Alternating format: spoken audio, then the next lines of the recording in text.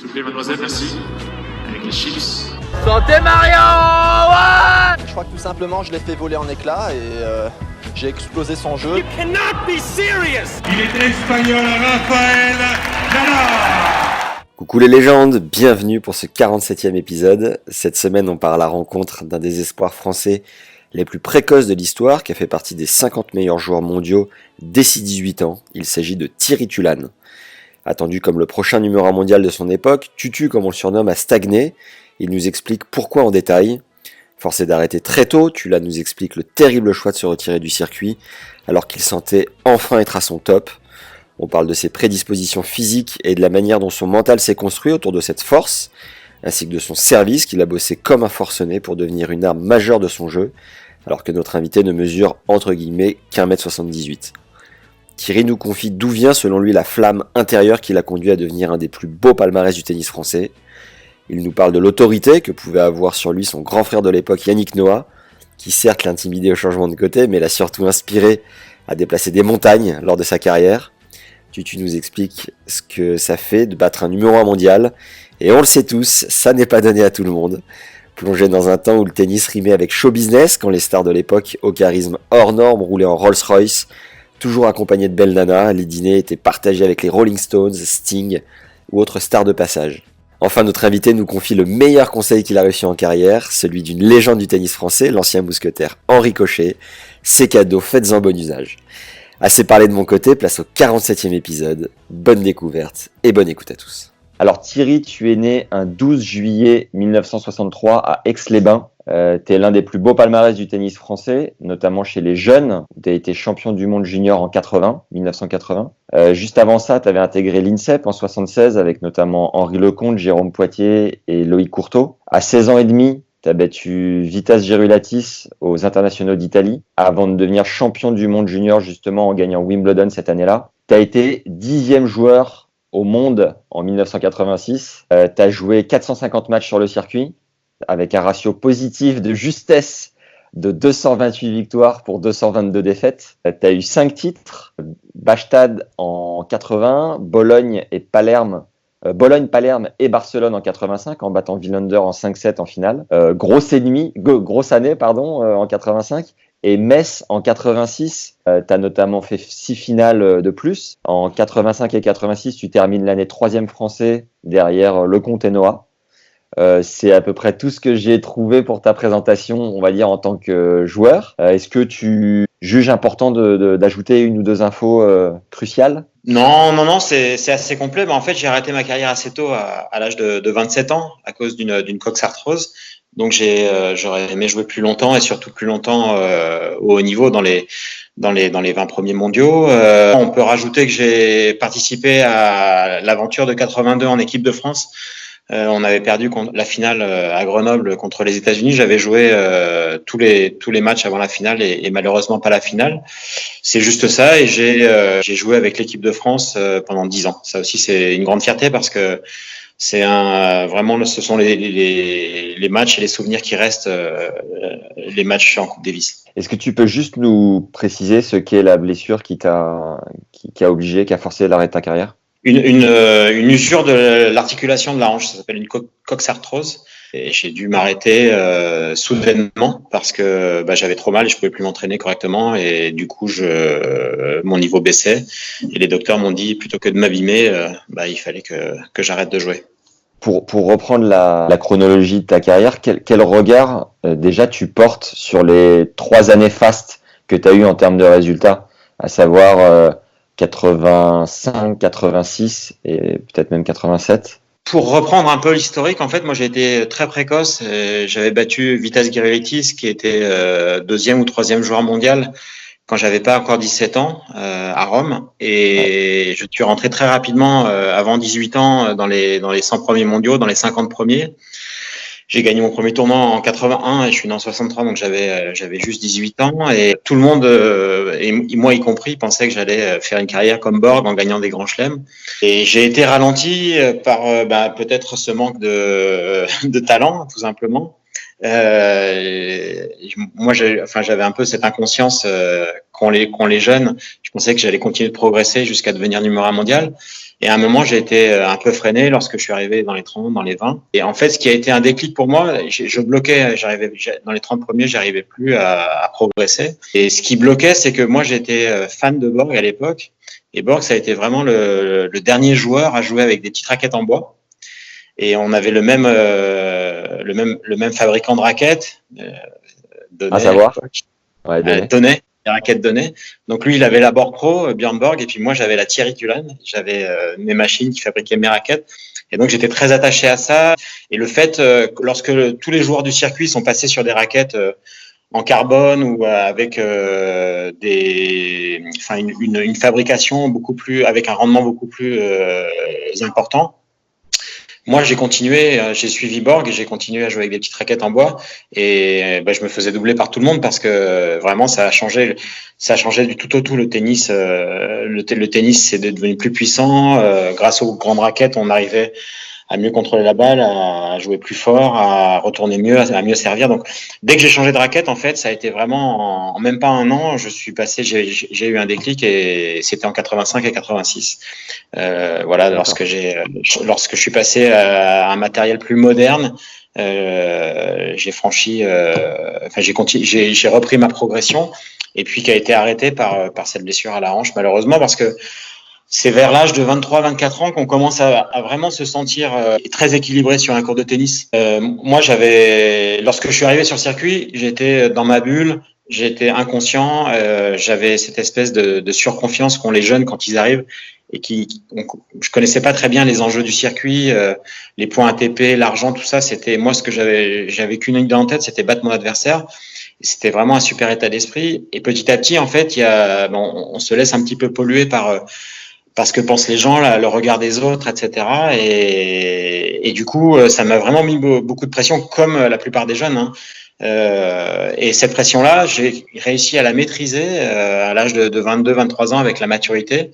Et malheureusement, à 26 ans, 27 ans, lorsque j'étais vraiment mentalement à mon top, j'ai commencé à apprécier de jouer sur des grands cours sans me mettre plus de pression, partageant en fait l'énergie avec le public. C'est là où j'ai dû arrêter malheureusement et c'est pour ça qu'en fait aujourd'hui j'envie les joueurs qui jouent après leur 30e année parce que ce sont les années où on maîtrise le mieux tous les éléments du circuit, notamment quand on est sur le terrain. On maîtrise ses émotions, on maîtrise le public, on arrive à partager davantage aussi et ce sont les plus belles années après 30 ans. Ça a été compliqué pour toi le changement de matériel, de t'adapter à ces nouvelles technologies? Pas tellement, non, c'était vraiment... J'ai l'impression que c'est comme si on passe d'un karting à une Formule 1. C'est vraiment lorsqu'on tape les premières balles, on se dit waouh, ça part, je vais jamais pouvoir contrôler. Et puis très rapidement, on apprivoise ce rendement-là et ça change le jeu, ça change tout. Comme pour tous les joueurs, en fait, tous les joueurs se sont très bien adaptés. Borg a pris le virage plus rapidement que toi sur les nouvelles raquettes ou il est resté lui aussi à l'ancien modèle? Lui, en fait, il s'est obstiné et finalement, il a arrêté sa carrière avec les petites raquettes. En fait, je pense que ça a été un des éléments qui a accéléré la prise de décision pour sa retraite. Et lorsqu'il est revenu la première fois, il est même revenu, je crois que c'est 2 ou 3 ans après, avec sa petite raquette. Donc, il avait l'air un peu ridicule parce que tout le monde jouait avec des nouvelles raquettes en graphite, en carbone, et lui est revenu avec sa petite raquette à Monte-Carlo. Je me souviens, et dans son deuxième comeback, il a adopté la nouvelle raquette, mais bon là, je pense qu'il s'était pas bien préparé, et puis bon, il s'est fait dépasser par tout le monde, donc il avait perdu assez facilement contre Arezé. Je crois la première fois c'était contre Lecomte et la deuxième fois contre Arezé. Donc lui, en fait, il a jamais vraiment joué avec les nouveaux matériaux. Comment t'as commencé le tennis et qu'est-ce que t'as ressenti en tapant tes premières balles? Tu t'en souviens de ça? Je m'en souviens très très bien. J'ai commencé le tennis au mur. Parce que à l'époque, dans les années, la fin des années 60, le tennis était un sport vraiment pour les gens aisés et surtout pas pour les enfants. Donc, nous, les enfants, on avait le droit, si on s'inscrivait à l'école de tennis, de jouer le jeudi, 1 heure par semaine, et le reste du temps, on pouvait seulement jouer au mur ou sur le parking du club. Donc, mon père s'étant mis au tennis, il m'a offert une raquette, je me rappelle, à Noël, et j'ai commencé à taper au mur, et ça me plaisait beaucoup. Ça me plaisait énormément, cette sensation. Pourtant, c'est pas très ludique le mur, mais cette sensation de persévérance, de taper 10 coups de suite, 20 coups de suite, 30 coups de suite sans rater, en essayant de mettre la balle dans une cible, je sais pas, c'est un truc que j'ai découvert de tout petit, qui m'est resté, cette espèce d'abnégation, de persévérance sur un objectif assez précis. Et voilà. Puis je me rappelle de quelques matchs que j'ai vus à l'époque. Il y avait pas beaucoup de tennis à la télé, mais ça me faisait rêver en fait de voir ces joueurs sur des grands courts avec du monde autour. Ça m'a fait rêver. Et puis bon, très rapidement, mon père m'a inscrit au tournoi du club et j'ai gagné la coupe. Ça aussi, je me rappelle très très bien. Je me rappelle C'est marrant parce qu'en fait, par la suite, je suis devenu président de ce club-là et il y a toujours le mur et je tiens à le garder parce que c'est là où j'ai mes souvenirs et je pense que c'est important pour les enfants de passer du temps à taper la balle au mur. Et donc voilà, j'ai gagné ma première coupe et ça m'a sûrement valorisé vis-à-vis, dans le regard de mes parents, le regard de mon frère et de ma sœur. C'est quelque chose que je sentais positif pour moi. Je pense que c'est tout un ensemble, hein. Il y a aussi le côté, bien sûr, plaisir de ce sport, mais aussi par rapport au regard des autres, je pense que c'est quelque chose qui m'a donné envie. Je me suis dit, tiens, là, je suis un peu différent des autres. Voilà. Si vous voulez nous aider à développer le podcast, vous pouvez le faire très simplement en nous mettant 5 étoiles sur iTunes et un avis sympa ou un commentaire sur YouTube ainsi qu'un like tout de suite. Ça nous permet d'améliorer le référencement et c'est toujours un grand plaisir de vous lire. Sachez que vous avez accès à 2 formations gratuites en description de l'épisode. Une première pour savoir ce que la stat dit de votre jeu. C'est 1h14 de contenu offert avec le statisticien Fabrice Barraud. La seconde regroupe 14 conseils du prépa mental Jean-Philippe Vaillant qui a coaché 12 top 100. Ça va enfin vous permettre de jouer plus relâché sur un court de tennis. Allez, on y retourne. À quel moment ça a commencé à devenir sérieux et tu as eu envie peut-être d'un sport-études, d'enchaîner les matchs, tout ça? Comment ça s'est enchaîné? À la fédération, il y avait une personne qui s'appelle Yvon Petra, qui a gagné Wimbledon.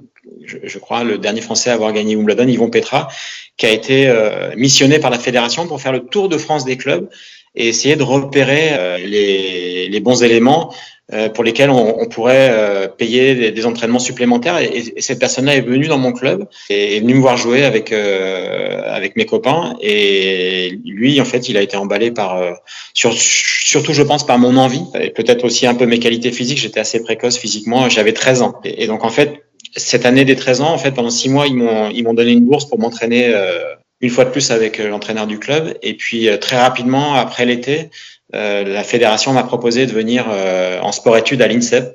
Il y a eu la création pour la première fois d'un sport-études par la fédération.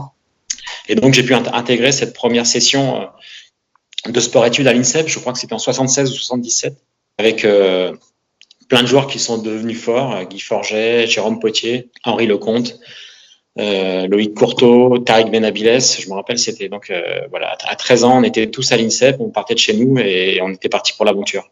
C'est marrant que tu parles de prédisposition physique parce que je suis tombé sur une interview en 85 au micro de France Télé pendant Roland où tu dis voilà, je suis en train de me refaire une confiance et pour ça, il n'y a pas de secret, je travaille énormément pour notamment me faire une caisse physique parce qu'on sent que tu as peut-être une différence justement physique par rapport aux autres à combler avec un jeu de fond de cours qui nécessite pas mal d'énergie. Et tu avais l'air de dire qu'au tout départ, tu avais pas mal de prédispositions de ce point de vue-là. Comment ça a évolué au fil de ta carrière? Alors moi, très très rapidement, à l'adolescence et après quand je suis devenu mature adulte, je me suis rendu compte que physiquement, j'étais plus fort que les autres, en endurance, en vitesse, même en puissance, pour les appuis et tout ça. Et donc c'était la base en fait de ce que je ressentais de plus fort que les autres. Lorsque j'entraîne un joueur, et ça a toujours été ça, c'est de s'appuyer sur ses forces, tout en essayant de gommer ses faiblesses. Mais moi, ma force principale, c'était mon physique, mon jeu de jambes, ma capacité à fatiguer mes adversaires. Et ça, je l'ai compris très très tôt. Et en travaillant le plus dur possible physiquement, en essayant d'optimiser mes qualités physiques, je me sentais très confiant, de plus en plus confiant. Donc c'était vraiment Pour être fort physiquement, il faut travailler dur. Et donc ça, c'était la base de mon travail. Et peut-être un petit peu bêtement, je me suis focalisé sur mes qualités physiques et un tout petit peu moins sur ma technique et mes schémas de jeu. Alors mes schémas de jeu, je les ai bien développés une fois que j'ai acquis la maturité avec mon coach. On a travaillé là-dessus, mais techniquement, lors de mes plus jeunes années, on n'a pas été assez pointu. Et peut-être que j'avais pas aussi suffisamment ce talent de la main qu'a par exemple Henri Lecomte ou Guy Forget, naturel. Moi, j'ai tout fait avec le travail, avec la répétition, et donc voilà, c'était surtout la base de mon succès, entre guillemets, en restant modeste, c'était par rapport à mes qualités physiques. Et en termes de coups à proprement parler, ton coup fort, c'était quoi? J'avais un super lift. En fait, je gênais beaucoup de mes adversaires avec cette capacité à faire tourner la balle, à trouver des angles, sortir l'adversaire du court et pouvoir attaquer dans l'ouverture. Donc c'était surtout ça. J'avais un très très solide jeu de fond de court. Et puis lorsque je suis monté, ce qui m'a fait décoller au classement et monter dans les 10 premiers, c'est l'amélioration de mon service. J'avais une très bonne première balle quand je jouais bien. Mais c'est surtout mes qualités de fond de court, ma couverture de terrain et fatiguer mon adversaire. Et ce qui est ouf, tu parles du service, c'est que tu fais 1m78 et donc t'es pas forcément géant quoi pour les standards du tennis actuel. Et tu parles de qualité physique et de ton service qui était très bon. Ça représente quoi comme volume de travail à l'époque, justement l'entraînement physique et le service aussi, comment tu le bossais et à quelle fréquence pour que ça devienne une arme? Et moi, je travaillais très facilement tout ce qui dépendait de moi. Donc le service, en fait, en plus des autres, à l'INSEP, je prenais mon panier de balles et tous les soirs, j'allais faire 1 heure de service. Dès que je pouvais, je faisais du service. Et c'est pareil pour l'entraînement physique. En plus des autres, j'allais courir tous les matins. Que je pouvais pas courir le matin, je courais le soir. J'essayais de faire toujours un peu plus. Et c'est l'entraînement physique, on peut le faire seul. Le service, on peut le faire seul. On n'a pas besoin même de coach. Donc j'essayais d'en faire le plus possible. Et ça fonctionne, hein. Plus on travaille et plus on progresse. Donc c'est en termes de volume, j'en faisais presque tous les jours des paniers de service. Ça durait 1 demi-heure, ça durait 3/4 d'heure. Je me rappelle que je m'étais fixé avec mon coach Eric Debliquer à l'époque, le soir où à la fin de presque chaque entraînement, il mettait des cibles sur toutes les lignes du carré de service. Et donc, il y en avait 6 en tout, et il fallait que je tombe les 6 cibles. Il mettait des boîtes de balles, en fait, pour représenter les cibles, et il fallait que je tombe les 6 cibles avant d'arrêter l'entraînement. Donc, parfois, lorsque j'étais fatigué, j'y arrivais pas, et des fois, je mettais 1 heure, 1 heure et demie à toucher la 6e, j'y arrivais pas. Mais on n'arrêtait pas tant que j'avais pas touché. Donc, je me rappelle de choses comme ça. Mais ça me plaisait beaucoup, hein, cette espèce de persévérance comme ça pour progresser.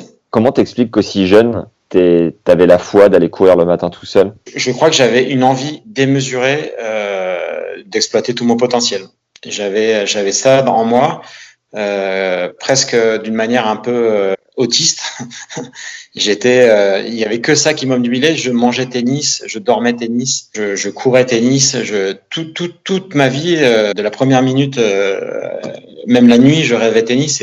C'était vraiment quelque chose qui était. J'étais habité par ça. Et je ne l'explique pas. C'est un espèce de rêve. Il faudrait que je travaille avec un psychologue ou un psychiatre pour comprendre d'où ça vient. Je pense qu'il y a une partie aussi, le regard des autres, être valorisé par le regard des autres, le fait de réussir quelque chose de différent, quelque chose d'un petit peu exceptionnel. Ça, surtout, ça m'a mu à l'époque, quand j'étais plus jeune, mais j'ai toujours eu ça en moi. Et même encore aujourd'hui, en tant qu'entraîneur, ça m'habite encore.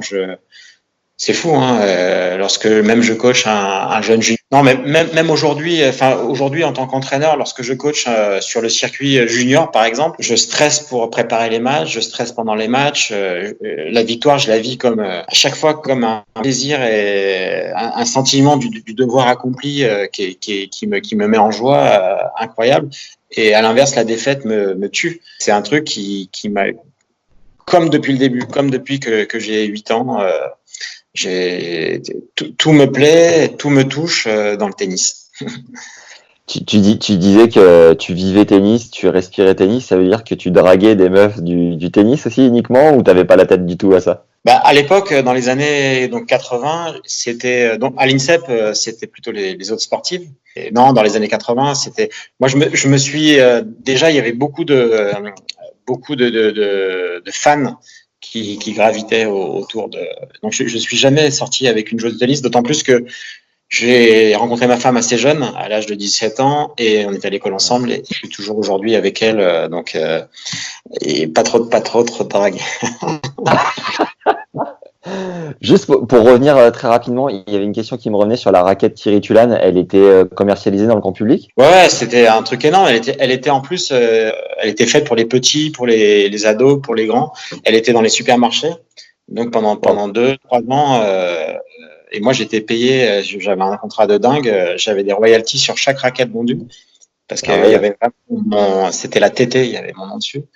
J'avais des chaussures aussi à un moment, enfin c'était vraiment, et finalement ça m'a pas tellement rendu service parce que je me sentais redevable de ça, des gens qui me faisaient confiance, qui me donnaient beaucoup d'argent à l'époque et qui attendaient de moi des résultats comme Borg pouvait en avoir, gagner Wimbledon en vrai. Enfin, donc ça m'a le fait de, même si j'étais 10e mondial, de pas avoir remporté des grands chelems, tout le monde pensait que j'allais le faire. Ça m'a mis, j'avais l'impression de décevoir un petit peu et ça m'a rajouté de la pression, mais c'était aussi une fierté.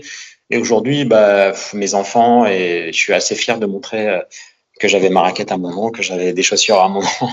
Et que voilà, c'est par rapport à c'est rigolo. Quel était ton point faible du coup de l'époque? Tu m'as parlé de ton coup fort, et à l'inverse? C'était ce manque de relâchement. J'ai été obligé de vraiment mettre beaucoup d'énergie dans chaque coup pour arriver à avoir du rendement. Donc c'était surtout ça. Dans la période où quand j'ai battu Wilander par exemple en finale à Barcelone, j'avais compris qu'en fait il fallait couper les trajectoires, essayer de prendre la balle plus tôt, et j'ai eu du mal à le comprendre, ça. Enfin, j'ai mis jusqu'à 22-23 ans pour le comprendre, d'aller vers le rebond et de prendre la balle tôt. Donc, je prenais la balle un petit peu tard et je jouais un petit peu loin de ma ligne de fond de cours. Voilà, c'était plus sur les schémas de jeu et cette capacité à utiliser ma vitesse de jambe pour attaquer, mais pas seulement pour défendre. C'était quoi le déclic pour le comprendre sur les trajectoires, justement?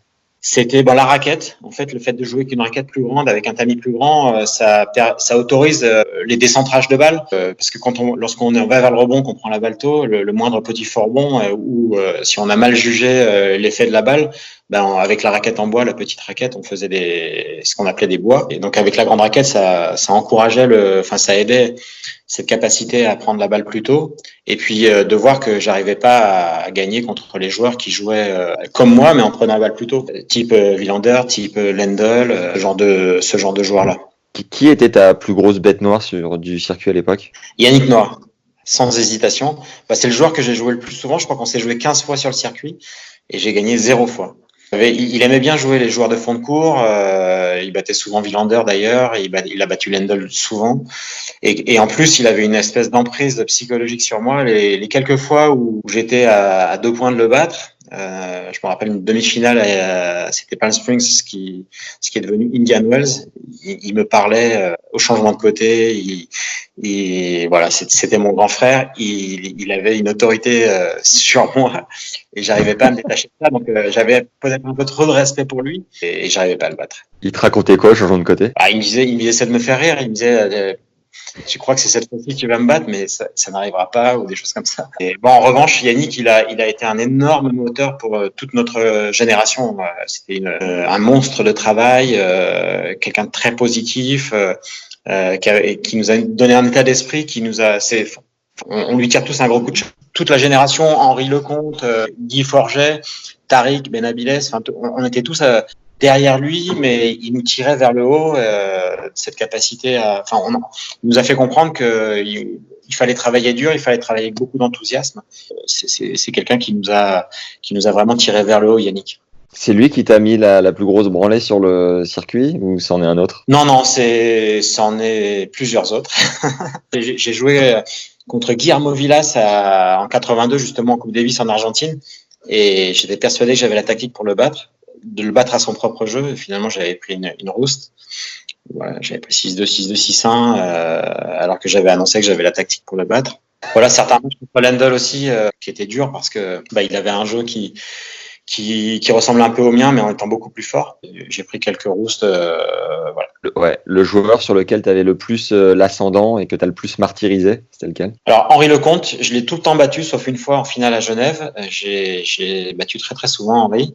J'avais vraiment un jeu pour le gêner. Et j'ai battu souvent Mats Wilander, alors qu'il était beaucoup plus fort que moi. Il était souvent numéro 1 mondial quand je l'ai battu et j'ai réussi à le battre souvent. Donc c'était peut-être les 2 joueurs qu'on connaît, enfin que les gens connaissent, qui me plaisaient bien. C'est un sentiment de fou, j'imagine, de dire que tu bats le meilleur joueur du monde à cette époque-là. Qu'est-ce que tu ressentais en sortant du cours en disant putain, je me suis tapé le numéro 1 quoi. Bah c'est effectivement un sentiment extraordinaire, surtout de le battre dans un grand tournoi. C'était incroyable et puis ça donne de la confiance parce qu'en fait ce sont des matchs références qu'on utilise tout le temps lorsqu'on n'est pas bien. On se dit, on essaie de se rappeler, de bien garder les images en tête, que ce soit les schémas de jeu, que ce soit juste le fait d'avoir gagné. On se dit si je l'ai fait une fois, donc ça veut dire que je peux le refaire. Et donc ce sont des matchs références et des moments références pour quand on est moins bien de se remettre dans un état d'esprit positif. Quel a été ton plus gros pétage de plomb en tant que joueur sur un court ? J'en ai jamais eu. J'ai jamais eu. Alors j'ai une carrière assez courte. J'ai joué 10 ans, mais j'ai jamais eu aucun pétage de plomb. J'ai jamais jeté ma raquette. J'ai jamais crié. Non, j'étais un peu comme. Enfin, mon idole c'était Borg. Donc Borg, il disait pas un mot. Et c'était vraiment ça mon modèle. Et donc j'ai jamais cassé une raquette ou jeté ou pété un plomb ou mal parlé à un arbitre. Et t'intériorisais ou c'était juste pas du tout, t'étais totalement indifférent à ce sentiment-là ? J'ai compris très jeune, lorsque je te disais que j'avais compris que physiquement j'étais ça allait être la qualité qui allait me rendre meilleur que les autres. Et mentalement, j'ai compris aussi très rapidement que même si j'avais pas les qualités de main, de talent tennistique autant que les autres, en revanche, fermer sa bouche pendant qu'on jouait, être positif, s'encourager, rien montrer à l'adversaire, pour moi, j'ai compris que c'était une force énorme et qu'il y avait peu de joueurs qui arrivaient à le faire. C'est aussi ça qui m'a permis de devenir un bon joueur, c'est de comprendre très rapidement, très jeune, que l'aspect mental, que l'attitude positive, que ne rien montrer à son adversaire quand on est en difficulté, c'était une arme aussi. Il en parle très bien, il en parle beaucoup et j'utilise souvent ces déclarations lorsque je coach aujourd'hui parce que je suis convaincu que de toute génération et de tout sport confondu, c'est le mental et l'attitude fait la différence. Tu parles de Nadal, tu citais Nadal ? Nadal, ouais. Rafael Nadal, il le dit souvent. Il dit que lui, ce qu'il aimerait qu'on retienne de sa carrière, c'est plus d'avoir été un exemple pour les jeunes que son palmarès. Ouais, c'est incroyable. Est-ce que tu te souviens de ta pire galère sur un tournoi ou sur un match en particulier ? Et moi, il y a un événement qui m'a marqué. C'est lorsque je suis arrivé. Je devais faire une exhibition au Liban, à Beyrouth, et alors qu'il y avait la guerre. Et il y a eu un cessez-le-feu pendant 6 mois. Et lorsqu'on était en vol, j'ouvre le Figaro et c'était écrit reprise des hostilités à Beyrouth. Lorsqu'on a atterri, il y avait les mirages de l'armée française qui nous ont escortés jusqu'à ce qu'on atterrisse. Et il y a des chars qui sont venus chercher un bout de piste et on a dormi dans des abris. Et je partais pour faire un match de tennis et finalement j'étais en pleine guerre. Donc ça m'avait beaucoup marqué. Sinon, après, des galères, pas vraiment, mais des choses marquantes. Quand on a joué l'Argentine à Buenos Aires, c'était plus sur le central, là, je me rappelle, de ce club à Buenos Aires où Villas n'a jamais perdu un match. J'ai joué contre Villas et il y avait une atmosphère de match de football, c'était incroyable. Donc dans ces moments-là, on se dit, comme moi j'étais très jeune, j'avais un petit peu la trouille que ça dégénère quoi. Et voilà, sinon pas vraiment de galère. J'ai toujours voyagé, je touche du bois parce que ça fait 40 ans que je fais le circuit. Ouais. Et à part cette histoire à Beyrouth. À Beyrouth, j'ai jamais eu de galère ni dans l'avion ni non. Est-ce que tu te souviens du meilleur match de ta vie, le jour où tu étais vraiment dans la zone et tu étais intouchable? Ce match contre Wilander à Barcelone en finale, ouais. J'ai gagné 6-0 au 5e et au 5e, je volais. Combien au 5e, tu dis? 6-0. Tu lui mets une bulle, parfait. C'est comme si, pourtant, je sais pas, c'était peut-être la 4e heure de jeu, je courais partout, je réussissais tout, je servais des aces. Comment tu l'expliques ça? Je pense qu'en fait, c'est cette espèce de lâcher prise que qu'on obtient quasiment jamais. Le cerveau, il lâche prise et tout se fait par automatisme, par instinct. Et c'est vraiment, on est dans la zone, on est dans l'instant présent. Ça arrive pas souvent et c'est assez dur de la retrouver, cette zone. On a souvent des nœuds dans la tête et le fait, il y a certains jours comme ça, peut-être la fatigue joue un rôle important. Ouais, c'est vrai. À l'inverse, ta pire prestation, tu t'en souviens? Ouais, c'était pas très important, c'était pas très grave, mais je me rappelle, on faisait une tournée avec Yannick Noah, Guy Forget, il y avait Ronald Lagenor en Afrique. On faisait une dizaine de dates d'exhibition. Et un soir, on jouait, il y avait peu de lumière. On était sortis tous les soirs, j'étais fatigué. Je crois que le veille, j'avais bu un peu trop. Et j'arrivais plus à jouer. Mais je n'arrivais plus à jouer. Et Guy Forget, contre qui je jouais, il me donnait la balle, mais j'arrivais même pas à... Et là, les gens, ils rigolaient parce que pourtant, je bougeais mes jambes, j'essayais de me maîtriser, mais j'arrivais plus. Comme un débutant. C'était drôle parce que, moi, j'avais peur d'être ridicule. Finalement, comme c'était un match d'exhibition, ça avait fait rigoler tout le monde, mais j'arrivais plus à lancer ma balle au service. J'étais comme si mon cerveau, il avait tout oublié. C'était ça finalement ta plus grosse fiesta sur le circuit entre guillemets, même si c'était une tournée d'exhibition? Ouais, bah là on a fait 15 jours de fête, c'était génial, mais bon, il fallait quand même qu'on assure le soir parce qu'il y avait beaucoup de monde qui venait nous voir jouer. Il y avait Yannick qui jouait, donc lui c'était à l'époque, même encore aujourd'hui, mais une méga star.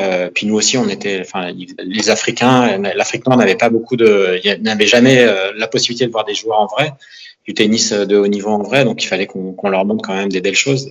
On essayait d'être sérieux, mais la fatigue accumulée, j'arrivais plus à jouer. Quelle était la blague la plus dingue à laquelle tu as assisté dans un vestiaire? Michael Laudrat, il s'est caché dans un casier. Alors, je me rappelle plus si c'était peut-être le casier de Federer. Et il était resté une demi-heure à attendre que Federer il ouvre son casier. Et là, il a hurlé et ça avait fait rigoler tout le monde. Federer, il a eu peur. C'était... Voilà. Puis après, bon, il y a des scènes qui me resteront gravées, mais c'est plus quand je coachais, par exemple, Sébastien Grosjean à Wimbledon. Il a joué la demi-finale il a joué demi-finale à Wimbledon. Il en a notamment une contre Federer. Et il y a eu 8 ou 9 interruptions par la pluie. Et au bout de la 7e, il rentrait dans le vestiaire. Et là, il pétait les plombs. Et je me rappelle alors qu'au début du match, bien sûr, ils étaient chacun de leur côté dans le vestiaire en train de se concentrer. Première interruption, chacun reste dans son coin. Deuxième interruption, ça fait chier. Troisième interruption. Au bout de la 7e, ils commençaient à se chahuter dans le vestiaire, à se rouler par terre, à se mettre des gifles. Alors qu'on était demi-finale de Wimbledon, mais c'était hallucinant. Et moi, je disais à Seb, mais arrêtez, c'est pas... comme deux gamins qui pétaient, qui avaient complètement perdu l'objectif en tête de gagner la demi-finale de Wimbledon, et de voir Federer comme ça, c'était un grand moment. Quel a été le score final de ce match? Ça a fait 3-7 pour Roger Federer. Quel était le joueur le plus fou de ton époque? Moi, j'ai joué dans les années 80 et au début des années 90. Au début de ma carrière, il y avait que des fous. Enfin, que des fous, que des joueurs charismatiques, mais à un point... même les joueurs un peu moins bien classés, je sais pas si je te dis... McEnroe, bien sûr... tu connais, mais Gary Lettis, alors lui, il était fou dans le sens où c'était le show business. Il avait une Rolls Royce dans chaque tournoi, je sais pas comment il faisait, avec plein de nanas dedans. Il y avait Panatta, il y avait Pecci, il y avait des joueurs comme Connors. Puis après, il y avait des joueurs un peu Nastase, incroyable Nastase. Mais les mecs qui faisaient des trucs, c'était comme des stars de cinéma en fait. Et sur le court et en dehors du court, ils avaient un espèce de charisme, ils étaient drôles. Donc il y avait vraiment tellement de joueurs avec une personnalité incroyable qui faisaient des choses incroyables en dehors du terrain. Et j'ai vécu un rêve là moi je me mettais dans le Players Lounge ou dans le vestiaire, dans un coin, et pendant un an je les regardais. C'était incroyable comment ils étaient, le soir j'essayais d'aller manger avec eux parce qu'à chaque fois un soir il y avait les Rolling Stones. Le lendemain, il y avait un acteur incroyable. Enfin, c'était hallucinant. Dans les années 80, c'était le lien entre les joueurs de tennis et le cinéma, le show business, les chanteurs. Tout le monde se connaissait. on arrivait dans une grande ville aux États-Unis et on voyait Sting avec nous. Enfin, c'était très impressionnant. Alors qu'aujourd'hui, il y a moins ça. Chacun est plus dans son équipe, dans sa bulle. Ces mecs-là ont déteint un peu sur toi, sur ta personnalité. Tu sens que tu t'es ouvert à leur contact ou pas forcément? Ouais. C'est au début, lorsque je suis arrivé sur le circuit, j'avais comme modèle Borg qui était vraiment dans sa bulle, qui parlait à personne. Et puis le fait d'être proche, j'ai joué beaucoup en double avec Nastas, par exemple, à l'époque, qui était complètement à l'opposé. Et je me suis construit en regardant ce qui se passait, et ça m'a vraiment ouvert. Puis bon, j'ai découvert des gens incroyables, même en dehors du tennis, grâce à cette génération qui était tellement ouverte, en fait, cette génération de joueurs de tennis qui était tellement ouverte. Yannick en est le symbole. Hein. Yannick, lui aussi, on était en même temps sur le circuit à ce moment-là, et Yannick, je pense que c'est une des raisons pour lesquelles il est devenu chanteur, c'est qu'en fait, on avait la possibilité et la chance de côtoyer tous ces artistes qui nous ouvraient grand leur univers. T'es resté pote, toi, avec des gars comme Sting ou des acteurs que tu as pu croiser sur le circuit à cette époque-là? Moi, le truc, c'est qu'en fait, le fait d'avoir continué à voyager après ma carrière, d'avoir continué à coacher, donc à voyager sur le circuit, c'est pas facile de garder des contacts, mais non, j'ai pas gardé des relations proches. Je les connais, mais pas proches. En termes de comportement et de manière de faire globalement, le joueur le plus chiant à ton époque, c'était lequel? Il y a un joueur qui s'appelait, parce qu'il est décédé, Horst Skoff. Lui, personne pouvait le voir. C'était vraiment une plaie parce qu'il était antipathique et en match et dans le vestiaire et partout. Il y avait Ivan Lendl qui était très antipathique. Il n'était pas du tout aimé du circuit. Et bizarrement, lorsqu'il a arrêté, il est devenu très sympa. Là, actuellement, il y a des joueurs qui sont pas trop aimés, qui n'étaient pas trop aimés. Enfin, dans chaque génération, t'as des mecs en fait qui pensent que comme on n'a que des adversaires dans le vestiaire, il faut être sympa avec personne. Le meilleur conseil que tu as reçu en tant que joueur, tu t'en souviens? Ouais, je m'en souviens très très bien. C'est un conseil que j'ai reçu de Henri Cochet quand j'étais très jeune. Je me rappelle très bien l'endroit, c'était au Racing Club de France. Henri Cochet, c'est quelqu'un qui s'intéressait beaucoup au tennis, bien sûr, mais aux jeunes qui arrivaient. Donc lui, bien sûr, il ne jouait plus. Mais il m'a dit, si je peux me permettre de donner un conseil, Thierry, tu seras un grand joueur quand tu auras compris qu'il fallait accepter de gagner en jouant mal. Et gagner en jouant mal, c'est un conseil que j'ai bien sûr pris pour moi, mais que je donne à tous les jeunes et je leur dis d'où ça vient, parce que tout le monde est frustré de mal jouer, et on joue mal presque tous les jours, et de gagner en jouant mal, c'est la base. Henri Cochet. T'avais lu Winning Ugly de Brad Gilbert? Ouais. Lui, j'en parle même encore aujourd'hui avec lui, parce qu'il est sur le circuit, il travaille pour la télévision. Il a la science du tennis, parce qu'il a compris ça dès le début. Il a compris que c'était pas flamboyant tous les jours, et qu'il fallait exploiter tout ce qu'on pouvait exploiter, et que parfois, et même très souvent, les schémas de jeu, c'était pas la flamboyance. Quand on regarde d'ailleurs Djokovic jouer, il fait pas souvent des coups exceptionnels. Il fait souvent le coup juste, tout le temps le coup juste, mais le coup qui va faire le buzz, il le fait pas souvent. Voilà. C'est Winning Ugly, gagner en jouant mal. Ouais. Ton tournoi préféré de l'époque, c'était lequel? Roland Garros, ça l'est encore aujourd'hui. Tournoi de Roland Garros. Ouais. Le rêve qui t'animait vraiment en tant que joueur, qui te faisait t'entraîner si fort, c'était quoi? C'était Secours Philippe Chatrier, et les matchs que j'ai pu faire dessus, et de tout faire pour en rejouer un supplémentaire. Donc ça m'animait. Et puis à l'époque, c'est dommage, ça a disparu, mais de jouer la Coupe Davis, être dans l'équipe de France de Coupe Davis, c'était quelque chose pour moi de plus important que tout. Plus important que tout, que ce soit un premier tour, mais déjà de faire partie de l'équipe de France, être dans les 4. Et puis de jouer le match, c'était quelque chose qui j'en rêvais, et même j'en fais encore des rêves aujourd'hui. Et je rêve que je suis sélectionné, que je suis pas prêt. Alors, c'est plus un cauchemar. C'est énorme. Pourtant, t'es assez tanké physiquement. J'ai vu une vidéo où tu coaches des joueurs de rugby à Nevers, Et c'est marrant, ça m'a fait rire parce que je suis de Nevers. Et physiquement, on sent que t'es affûté quand même. Hein. Franchement, tu rêves que t'es pas prêt, mais... mais... Non, mais le sport fait partie de ma vie et je fais du sport tous les jours. Donc, j'essaye de...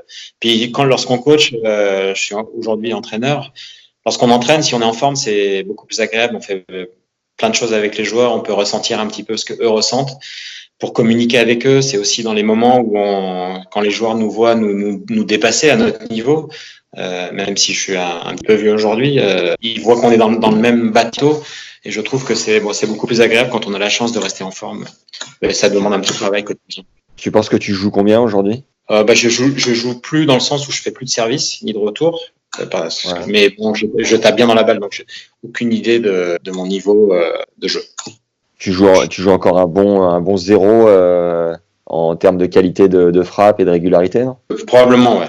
Ouais, ça doit être ça mon niveau, ouais. Dans ta carrière de joueur, le coach qui t'a le plus marqué et pourquoi ?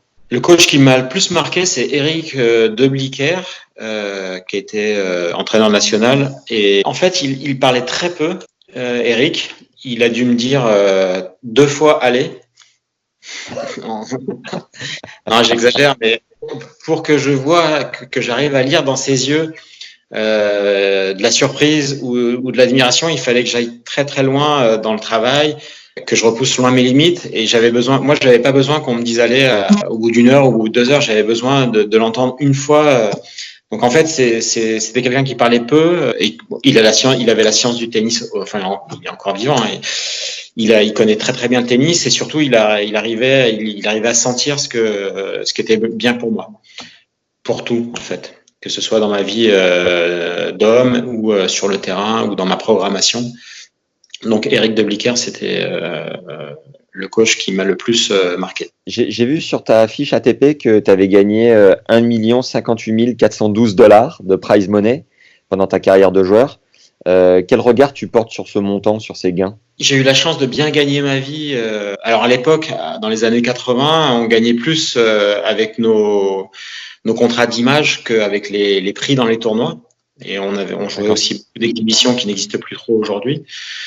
J'ai eu la chance aussi de me marier très jeune, d'avoir des parents qui m'ont aidé à garder la tête sur les épaules. Donc du coup, en fait, j'ai fait des placements de père de famille, voilà. Et donc aujourd'hui, j'ai mis de l'argent de côté qui me permettent de voir venir, même d'arrêter de travailler si je le souhaitais. Et je suis très fier d'avoir gagné cet argent-là. J'ai pas du tout le sentiment j'ai le sentiment d'être privilégié, mais aussi le sentiment de l'avoir mérité, puisque les gens payaient leur place pour venir me voir jouer, et j'ai travaillé dur pour le gagner. Donc voilà, si la question c'est est-ce que j'ai pas le sentiment d'être tombé à une mauvaise époque et qu'aujourd'hui j'aurais gagné peut-être 20 fois plus, si, bien sûr, mais je pense qu'il faut, enfin, je suis quelqu'un qui regarde toujours le verre à moitié plein, donc j'ai déjà beaucoup de chance d'avoir fait un sport professionnel, d'avoir bien gagné ma vie avec ma passion qui est ce sport professionnel, et donc je suis pas du tout amer de pas avoir gagné plus. Au contraire, je suis très content d'avoir gagné de l'argent jeune et d'avoir mis de l'argent de côté qui permettent aujourd'hui à moi et ma famille de voir venir. Est-ce que tu te souviens la première fois où tu as encaissé vraiment ton premier gros chèque et ce que tu as ressenti ? Pas du tout. Non. Moi, j'ai pas du tout eu le sentiment. Enfin, je me rappelle pas d'avoir pensé, mais ne serait-ce qu'une seule fois à l'argent que je gagnais en fait. Moi, j'avais un agent à l'époque, c'était McCormack, qui s'occupait de moi bien, qui s'occupait de tout, qui m'expliquait ce qui se passait, mais je pensais qu'au point ATP, qu'à gagner des tournois, qu'à gagner des matchs, et pas du tout à l'argent. Donc, dans les tournois, lorsqu'on gagne des matchs et lorsqu'on part du tournoi, en fait, on reçoit un virement. Moi, je m'occupais de rien. J'avais mon comptable qui me faisait chaque mois un débrief de ce qui s'était passé dans le mois. Mais voilà, pour moi, c'était vraiment pas du tout ça le moteur. Donc, ça m'a jamais vraiment ni mis de la pression, ni mis en joie de gagner plus d'argent dans un tournoi que dans un autre. Donc finalement, t'as jamais eu un gros craquage en te disant bon bah maintenant je suis arrivé à l'aisance, à l'autonomie, je peux me le permettre. Tu t'es jamais trop enflammé suite à tes gains, quoi. Non, mais je me suis enflammé dans le sens où, si, voilà, quand même, à l'époque, on faisait un espèce de concours avec Yannick, Noah, Henri Lecomte, Guy Forget sur celui qui avait la plus belle voiture. Donc, voilà, c'était les années 80, 90 où on flambait un tout petit peu avec ça. Donc ça, c'est peut-être de l'argent qui était un peu gaspillé. Mais on était jeunes, donc on avait juste ça. Sinon, non, j'ai jamais vraiment. Les seuls trucs que je dépensais, c'était pour les voyages. Je voyageais beaucoup j'ai pris le Concorde plusieurs fois. Je voyageais dans de bonnes conditions. Moi, j'avais compris qu'en fait, l'argent, c'était fait pour aussi être à l'aise et bien récupérer de l'argent. Moi, je voyageais dans des beaux hôtels avec ma femme. On prenait le Concorde et la première classe. À l'époque. Le modèle de voiture où tu t'étais lâché un peu, c'était lequel? Non, mais on avait Porsche, des Mercedes, des Audi, voilà. Il y avait un truc, ouais, juste, c'est rigolo, mais à l'époque, en fait, on avait le droit de rentrer avec notre voiture dans le stade Roland-Garros on les garait devant notre cour. Et le truc, c'était de garer notre belle voiture devant, à l'époque, la porte 13, ce qui s'appelait. Donc, c'était en plein milieu de Roland-Garros. Et quand on nous voyait arriver, on sentait qu'il y avait le regard qui était un peu envieux, et c'était vraiment un petit peu un concours entre nous tous. C'était idiot. Bon, pour que les gens comprennent, on avait entre 18 et 22 ans, donc c'est bien célèbre et riche tout à coup comme ça, forcément, on fait des choses, on s'en rend pas bien compte. Du coup, quelle est, toi, ta définition de la richesse? Pour moi, la richesse, c'est cette capacité à partager humainement avec les gens, que ce soit les gens qui sont proches ou même les inconnus. C'est un sourire à un inconnu ou voilà, dire je t'aime aux gens qu'on aime. Cette capacité à partager l'amour. Moi, c'est tout bête, hein, ce que je dis, mais c'est vraiment ça la richesse. Que je connais plein de gens très très riches que je sens pauvres à l'intérieur, et à l'inverse, je connais des gens qui n'ont pas beaucoup de moyens, mais qui sont super, avec qui on a envie d'être, parce qu'ils sont riches à l'intérieur, parce qu'ils sont généreux dans leur attitude. Pour moi, c'est ça la richesse. Tu disais que ta femme te suivait pendant ta carrière de joueur. Vous étiez le plus souvent, vous voyagiez à deux, ou elle avait un métier à côté? Comment tu gérais ça? Non, ma femme, elle a arrêté les études juste avant le bac, parce que si on voulait être ensemble, il fallait qu'elle puisse voyager. Donc ses parents m'ont fait confiance, et elle venait souvent avec moi, quasiment tout le temps, surtout dans mes premières années de carrière. Et c'était pas évident à gérer, parce qu'elle a sacrifié, et c'était risqué aussi, parce que le fait d'arrêter ses études, si jamais on restait pas ensemble, c'était tout à reconstruire pour elle. Donc, c'est un sacrifice qui a été finalement qui a été bénéfique à la fin, parce qu'on a fait de beaux enfants, on est toujours ensemble, et c'est une belle histoire. Merci d'avoir écouté cette première partie avec Tutu, j'espère qu'elle vous a plu, et si c'est le cas, venez nous le dire en commentaire tout de suite. Tant que c'est chaud, ça nous motive, ça nous aide, c'est tout bénef. Je vous le dis chaque semaine, mais la survie de ce podcast en dépend. Mettez-nous 5 étoiles sur Apple Podcast, c'est la plateforme où tout se passe. Vous êtes nombreux à nous mettre des mots sympas sur YouTube, surtout continuez, mais faites-le aussi sur cette appli, parce que ça nous permet d'avoir des invités de renom et de vous régaler. Une autre tactique qui marche fort, c'est le bouche à oreille. Envoyez vos épisodes préférés à vos potes et abonnez-les directement sur leur téléphone, comme ça on est peinard. Pensez à récupérer tes ressources offertes dès maintenant pour mieux comprendre ton style de jeu et avoir des schémas plus clairs sur le cours grâce aux 4 clés d'optimisation enregistrées avec notre expert de la stat Fabs Barreau. Premier lien en description. Et si tu veux arrêter de mouiller en match ou dès qu'il y a de l'enjeu, j'ai regroupé 14 enseignements du prépa mental Jean-Philippe Vaillant qui est passé au micro. Je vous invite à découvrir l'épisode. Jean-Philippe a coaché 12 top 100 et c'est le deuxième lien en description. Tu peux aussi nous souffler des idées grâce à un questionnaire en lien, lui aussi dans la description. Il nous permet de mieux comprendre qui tu es et ce qui te plaît pour continuer à te régaler. Un autre big merci aux tipeurs récurrents qui nous soutiennent sur la plateforme Tipeee. Ça fait chaud au cœur, ce podcast, c'est environ 15 heures de travail par épisode. Nous soutenir nous encourage à tout donner pour vous régaler chaque mardi, donc chaque semaine. Si vous avez des projets à nous proposer, vous pouvez m'écrire sur LinkedIn à Max Zamora, Z-A-M-O-R-A. Merci à tous ceux qui ont déjà pris le temps de le faire, c'est vraiment adorable, ça me touche, ça fait chaud au cœur, bref, vous régalez. Donc surtout, n'hésitez pas. Voilà, c'est tout pour aujourd'hui. Prenez soin de vous les légendes. Merci pour vos bonnes ondes et à très vite. Ciao.